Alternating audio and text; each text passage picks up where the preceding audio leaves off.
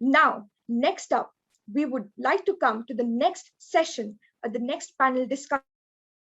What is the theme of that session? I would just like to tell you that there is a very famous author whose book all of us have read a lot. That is Jhumpa Lahiri. She believes that that's just the thing about books. They let you travel without actually stepping out of your home. Don't we all believe that that is the beauty of books? A book can be a garden, a book can be an orchard, a book can be a party, a book can be a street play. It can help you traverse time and space and go to that special moment, or help you nitpick that special memory from your childhood, from your memories, from your Pandora's box of memories. And that is exactly what we are going to talk about in the next panel discussion. A lot of us enjoy movies, a lot of us enjoy books equally. For me, just because there was a reference of Harry Potter in the first panel discussion, let me tell you, I enjoy both the movies and the books, but the books help me get wings. And that is exactly what we are going to talk about in this session, which is themed as, is OTT the end of reading? Is OTT the end of reading, my friends? And to moderate this wonderful, wonderful panel discussion, which will host the two veteran speakers and the amazing author, screenwriter, and motivational speaker, Ketan Bhagat. With him, we will also be having the film director who has directed the film Upstarts and who is the managing director of that particular venture, that is Udai Singh Pawar. So we will be having these distinguished guests with us today evening. And to moderate this evening, we have somebody who is the category marketing head of Casio Watches. Mandakini Singh is truly a marketer by passion, profession, and at heart. She believes she's also a dedicated fitness enthusiast who has read more than 200 books. Always up for a cup of elaichi chai, she is somebody who loves to banter on a myriad of philosophical discussion, from stoicism to highest consumerism. Having read multiple books and met so many different people in her life from different walks and fields of life, Mandakini has always been interested in looking for that lighthouse following, which makes everything easier. A true leader, I must say.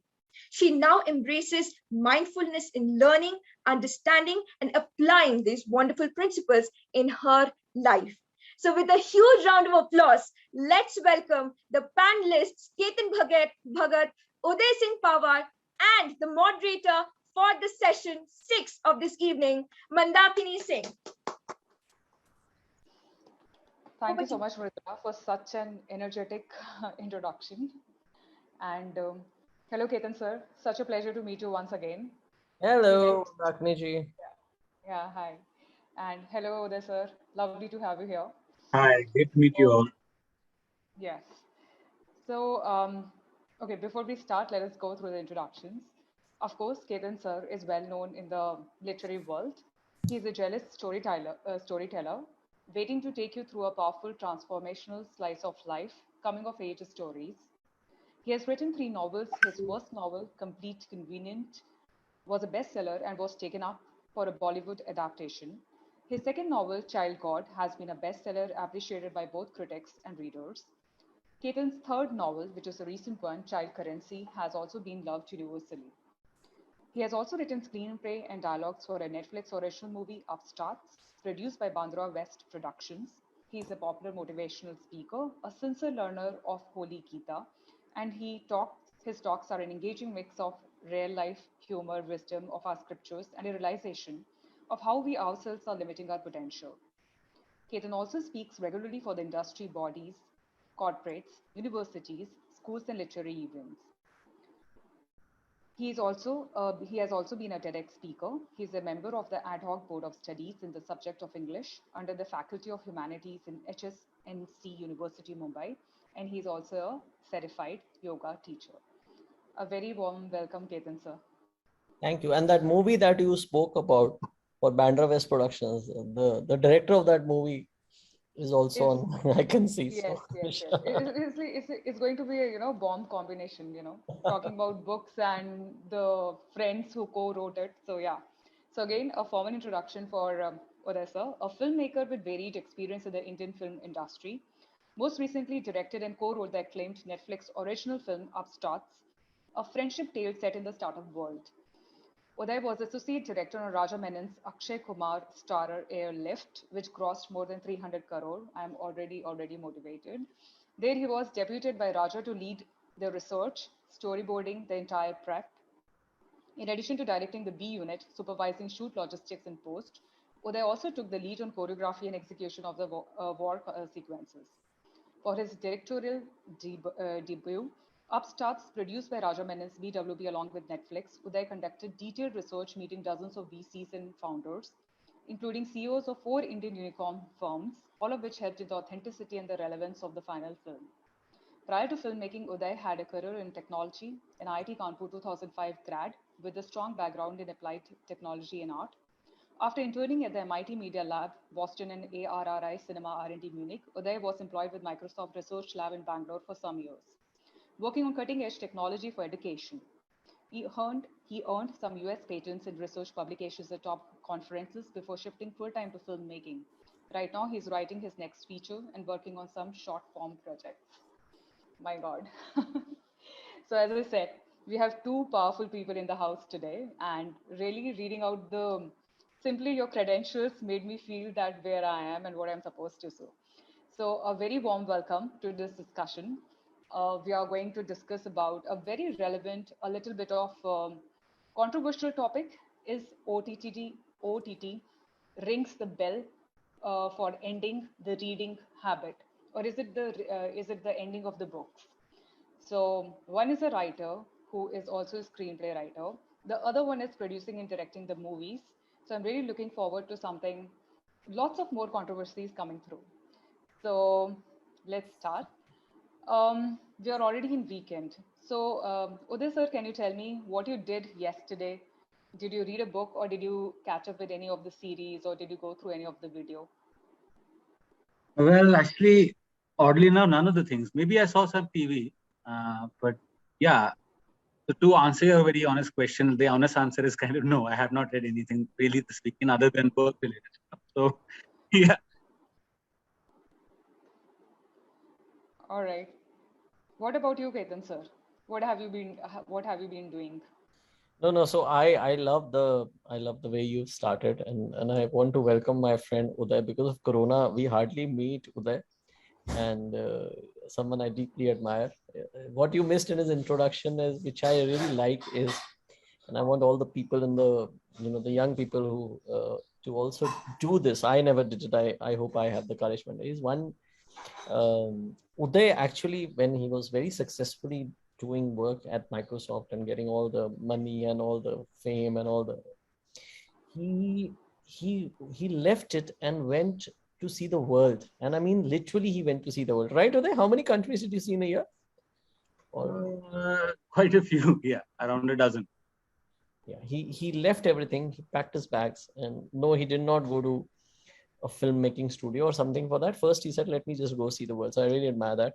And for someone like that, someone who has that kind of an exposure in life, to not read, is a sign. When the visionary of the No, I society, don't read now. It's not that I haven't read that's in what I'm like. saying.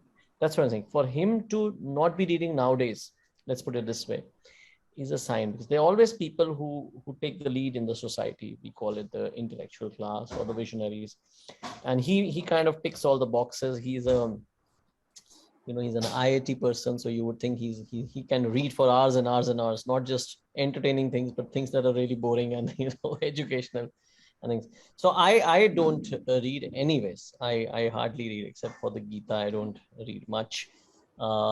So I am. I think I was way too ahead of my times. I knew reading would end, and I think my brother was really ahead of his times, because he wrote thin books, simple language, so you can read and finish. But I also have not read Mandakini, to answer your question, and neither has Uday. So I think that Adding to the kind of fuel, I also didn't read anything. I don't know whether it's good for the writers or not. the only things Okay. I read now are sometimes WhatsApp messages and Instagram posts. Yeah, yeah, You know, yeah. that, Yes, yes. What's the messages we can't just escape, and especially today's Independence Day, so whom you yeah, have not touched upon since ages. So we are all and the trying to share a piece of and the freedom. OTP that comes whenever we have to do a transaction on the net. Yes, yes, yes. Very true. That's true. But I'm really, really so curious, Uday sir. You are from IIT, then you went to MIT, and this is not a normal profile. It's a profile of a very maybe a Mensa level IQ. So, how did you pivot from a from a such a such an such academia to producing films and getting into films full time, and now so I am sure that your background lent itself that you actually reached out to all those unicorn owners, VC fund owners. And he So never how took did me you along with him in Lakshmi. He never took me along. You know, I was he the wanted the writer. whole pie for Why himself? you want to go? Maybe the thing is that it was just research was a facade. Maybe there is a VC funding coming for his I own know, I project. know. Yes, Udai sir. So I would like to really hear how did you pivot from from your educational bent of mind to the different artistic creative field? You're on mute. Sorry, I have a different. As a growing up, I read a lot. So I think I'm answering a question via that fact because I remember there was a time in class 11th, 12th where I remember there was this bunch of us, the backbenchers, who'd our thing was how many novels have you finished a week, and these were all these very filler kind of thing, Michael Crichton kind of, Robert Ludlum sort of thing, and there would be times we were reading like multiple 5, 6, 7 novels a week, and everything from science fiction like Asimov and Clarke and to these kind of sort of thrillers which I'm talking about to so all the time I was very exposed to a lot of reading, and I think at that point of time what it does, it triggers your imagination. So everything you're talking about, whether it's traveling, whether it's like studying science and doing something, the desire is created by your imagination. And I think relevant to our topic today, that's the important thing, what triggers your imagination. So you asked about my journey. So my journey is started when as a kid I was very curious about what growing up I wanted to be an inventor because inventors were very cool. I read a lot of sci-fi. So my drive towards engineering started there, right? But then you would read some novels and all, and people are traveling around the world. And that time we didn't have the OTTs of the movies. Only once in a while a Matrix will come and you'll go and see it in theaters, but you get exposed to this sort of, right? Or some Titanic will come where you see these big boats and things like that. But growing up in the 90s, it's not that TV wasn't there, satellite TV was there, but a lot of imagination was triggered by that. So I think a lot of my journey began with writing. So with reading, sorry, not writing so much. Ketan's journey started with writing. Yeah, so it started with engineering. Like I think growing up in the 90s, you had to do engineering, or in a lot of houses in Delhi, there are other because that's what everyone does. You have to study hard and go to engineering. When I went there, I kind of realized that during one summer internship, at the MIT internship, we got a lot of cash and I bought a camera. I got interested in photography, and that's how I got interested in cinematography. And so I got interested in film, and with all the time. So maybe I don't read actively novels, but I still read a lot. Like there's a lot. Sometimes it could be Twitter. So I think I learned a lot of filmmaking not by film school but by reading. So I've read interviews with. I've read interviews of all the top film directors. But so yeah, I do. So a lot of it actually getting inspired by people, which now you can do via OTTs and things like that, and see a documentary on a filmmaker. But that time you would read, right? So yeah, then eventually I got into film. Then I worked in Microsoft like after graduation. But there also my boss was a very inspiring guy who kind of told me that if you have so many interests, you should pursue all of them. And I saved up the money and I went traveling, which was something also I remember reading those Ludlum novels and they're going from one country of Europe to others. The whole thing was very fascinating. So I think it all ties back to how your imagination is triggered off, right? And how you end up there. And long story short, I ended up in Bombay. Now I read less, but I think what reading is also exposure to stimuli. So I think maybe reading has gone down in the way, but exposure to stimuli has not. And the problem right now is too many channels. So sometimes I'll be watching a movie, and sometimes if you see an OTT show, some of the shows are the old series are 24 episodes. Nowadays they're 10 episodes. Right? So they're dense. The early 20 episodes, sometimes like Friends, if you're watching on TV, right? You can keep it in the background going on while you're doing something else, right? So it is generation of a lot of stimuli. So I think answering your question of is it relevant or not OTT, I would say, yeah, giving my life journey, I would say I got stimuli in a particular manner earlier. Now I'm getting it in a different manner. So maybe inspired by that, I get triggered to go somewhere else later. So who knows what will happen. But yeah. No, I think very, very interesting. I think very, very interesting and very deep insight that stimuli is still there. Maybe it comes from OTT, maybe it comes from reading, maybe it came from while you were traveling the world, maybe it came through your interest in photography and cinematography, and then it, from there it flowered into multiple things. I'm reminded of the discussion which I had with Ketan sir last time. I asked him what you're going to do in future. Are you going to write more books, or you're going to do more screenplay? So he told a very pertinent thing, and which is again applicable here.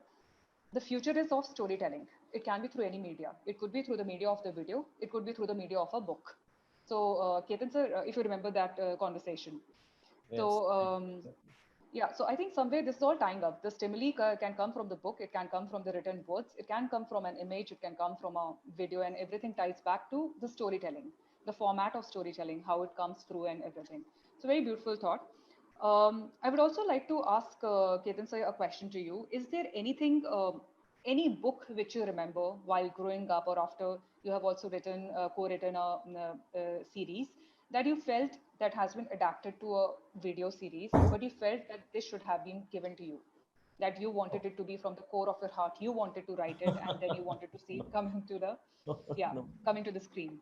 No, I do feel that, no, I don't think I'm that great a writer that it should have come to me. But I do feel, as writers, and that's where, I mean, if I come to the discussion, I think writing will increase, reading will reduce. And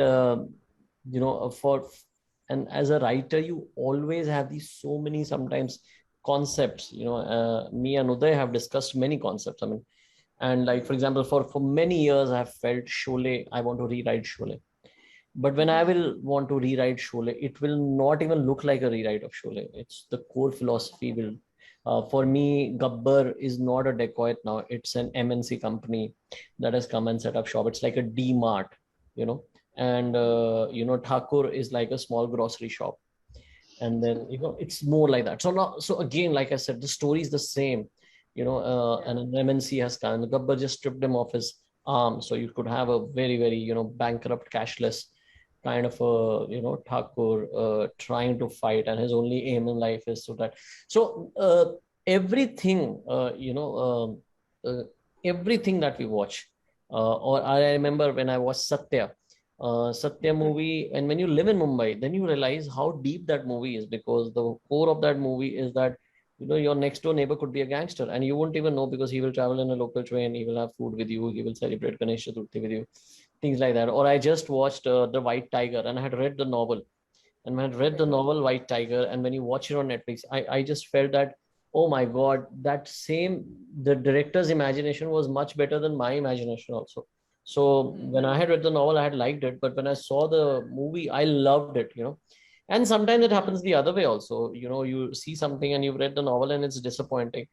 But what happens is that, most important, today, every story you can visualize on OTT. You can visualize. And I mean, Child Currency already, somebody called me and said they want to make a movie. Yesterday, I could not even think of it. Yesterday, I could not associate any visual story with a novel. In fact, Chetan probably started this trend. Very few novels were made into movies. And Salman Rushdie's Midnight Signature novel I loved and I worshipped was a 1975 novel. And it came, I think, in 2000s, only a few years ago. So this question that you're asking, we couldn't even afford such imagination that, oh, this could come to him, because very few novels would even come to you, would be made. But today, yes, every novel that you read or every filmmaker that you meet, He's kind of reading some novel and he's thinking whether I should adapt it into a movie or not. To me personally, you should give me all the novel story. I'm the only writer in the world. You shouldn't go to anyone else. Right. So I was just thinking, it came to my mind. I'm a very voracious reader. I have read Fire of Ice, this the Song of Ice and Fire, and of course it was adapted to Game of Thrones. But I was not disappointed by any of it. I loved the novel. I kept on reading one edition after another, and just kept on doing it. And then when Game of Thrones came, I actually saw it with the same intensity. So sometimes the justice is it's a change of media, but there is so much of external stimuli that you're riveted to that particular thing. It just doesn't matter whether it is a book or it is a video. So that is coming from my that thing. Or So like somebody has written in the chat, Guide. That's also so true. The Guide movie didn't do so well, so it's a cult now. But I believe yes, Devanand Guide went was through a made into lot a of movie. yeah. Yeah. But the novel won a national award. I don't know even. Yeah. Yeah, but that's where the multiple imaginations come together. So the imagination of the writer, and see, writing is different because you write something and the reader imagines in their own imagination. And in a film or a visual thing, the director is imagining for you in that sense. So sometimes, like in Game of Thrones, they did a lot of work in, and also the writing was very specific, especially in the first earlier seasons, which were much better than the seasons which weren't imagined by the original writer. The later seasons were not by the original writer. That's why people didn't like it as much.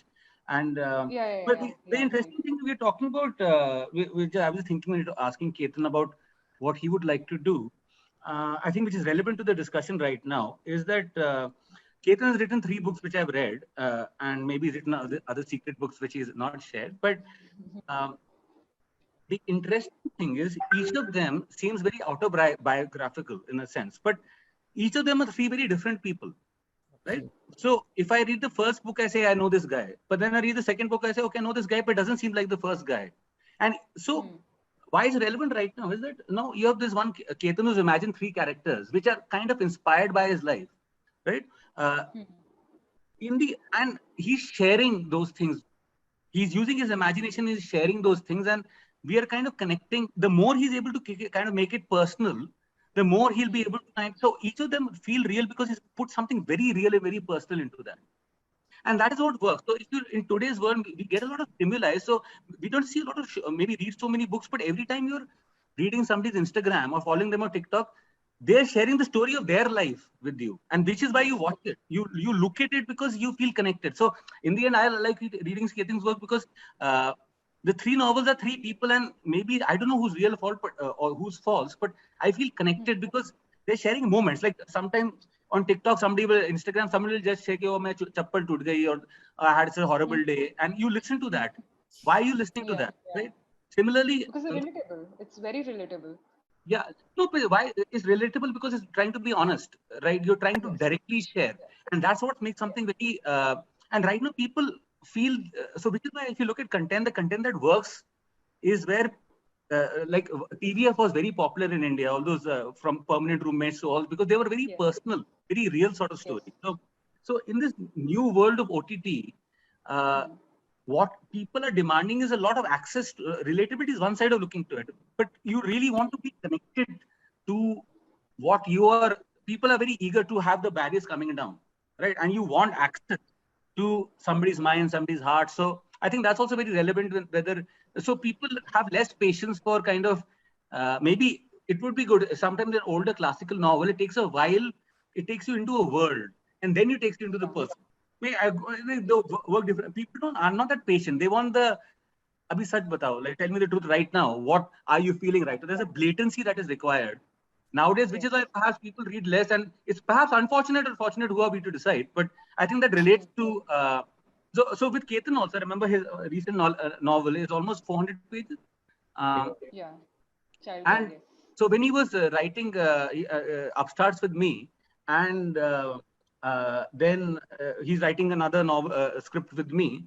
There, the final imagination is in my hand. So if I were saying kato, it's not necessary, and Ketan would say it's fine. But in the novel, I would tell him, this is not necessary. I told him actually cut the first 80 pages, right? And as in form as a work, I might have felt that it's something I would imagine like that, but he was right not to do that, because what he's doing is sharing what he's come up with, and for him, those 80 pages are important. So I think these things play a lot of things, whether what we like to see. Some people like, if you're seeing a TikTok for 30 seconds, or an OTT show which is only 35 minutes as opposed to movie, which the odd thing is people want to see OTTs because they say patience nahi hai picture ke liye. We are not patient for a 2-hour movie. But the funny thing, they'll spend 3 hours seeing the same thing on binge, because the information is given differently, right? So I think all these things, how we like to perceive information, also factors into. I'm only saying this in context of what just Ketan raised right now about personal stories. One thing you mentioned, and second thing is the form, thin novels versus big novels. So it kind of plays a role in whatever we're talking about. No, it's absolutely correct, because now with the OTT platform wherein you have 10 episodes going back to back, artist has more play field to put across the story. You can handhold for a longer time. So those 80 pages can perhaps transfer into 1.5 episode, and then you can have the whole momentum going from there. So totally understand. I didn't know that I'll pull his leg. I'll pull his leg when he makes a web series. No, let him have his day today. Okay. Then you can cut those precious moments out there. 45 minutes ka nahi hona chahiye, 30 minutes ka hona chahiye. Yeah. So I'm just saying, I didn't realize the time flew so fast. I'll just take one last question to both of you. And then we'll open to all of the questions, because I could see there was a very active chat, which was not in any of the other, discussions which happened. So very quickly, sometimes what happens, if you remember, there is a remake of a song of 1970s or 1980s, and the kids of today, the late millennia and the Gen Z, they take it up so fast, and then there is TikTok repurposing and everything. It gives a new life to that particular song. So I will give another example. On Sony TV, there is this serial which comes at very odd time. I'm between office and my house, 7:30 p.m. Ahilya. And I never knew about that story. And now not only me, but my parents, my sister, everybody has downloaded all the books possible from Amazon on Ahilya, and we are reading it. So do you think somewhere that the books and OTT, they are complementary to each other, and they give life and energy to each other once they are repurposed? Anybody can take it up.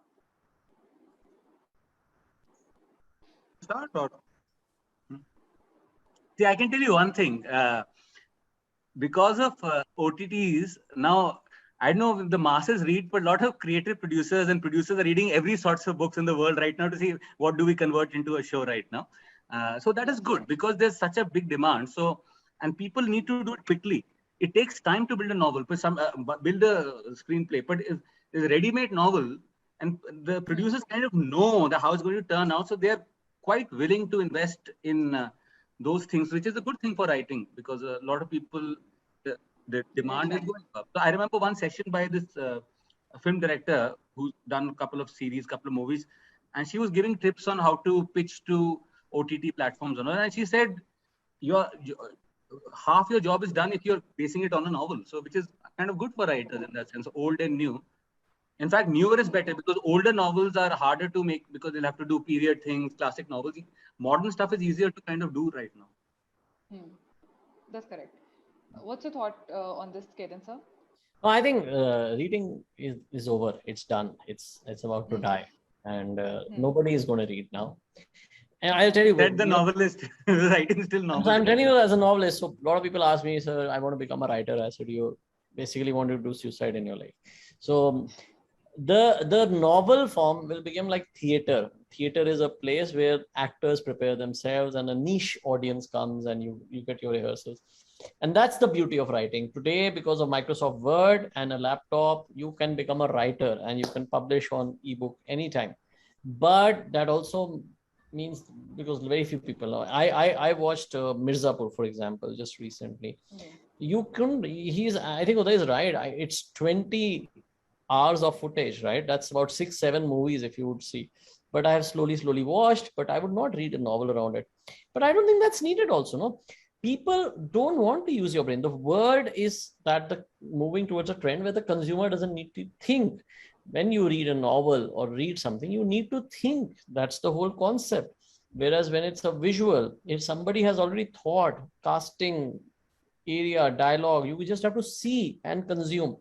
So people will always drift because people want to indulge, we want to be pampered. So reading will kill, but what will happen is the people who make this audiovisual will read. And that's what the good part is. So people like Udai, people like, they will read more and more because the audience will want intelligent content. And a writer who writes novels has really imagined the entire thing. So I think it's a great time to be a writer, but be prepared to become even more anonymous, be in the background. I always say that writer is like a soul. The body will not be yours, and you would all your life be happy that it happened. But yes, I don't think, I mean, Upstarts is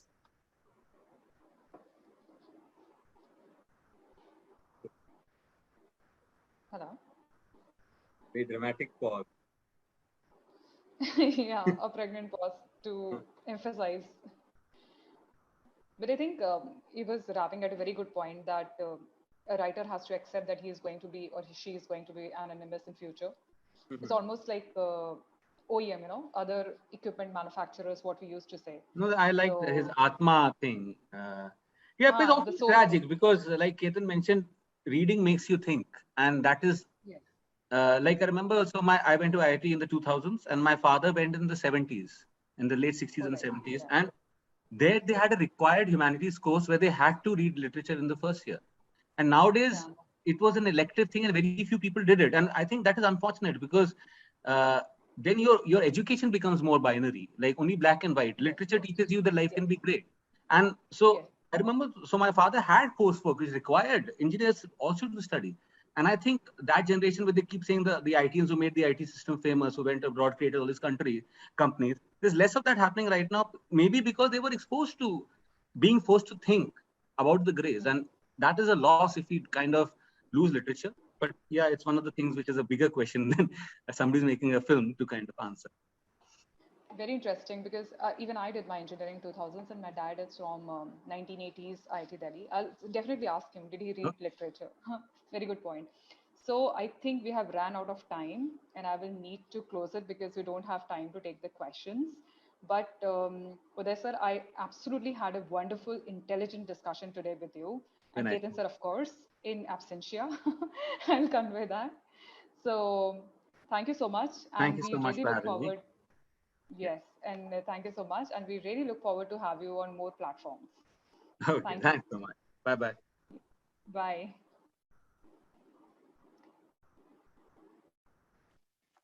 Thank you so much, Mandakini ma'am, for moderating this beautiful and brilliant talk, which all of us were a part of. So thank you so much, Ketan sir, and thank you so much, Udai sir, for being here today and sharing why the best books create those wow moments in our life, when they make us think, when they make us reflect, when they make us remember and relate to the characters. At the same time, if we want to be a part of the characters, of the intense conversation which happens between two characters, or maybe the heart-pounding climax of a suspense thriller, OTT is the place to be. So thank you so much for giving us a beautiful overview of your thoughts and your take on this wonderful panel discussion. And thank you, Mandakini. Can we have a round of applause for everybody present here today?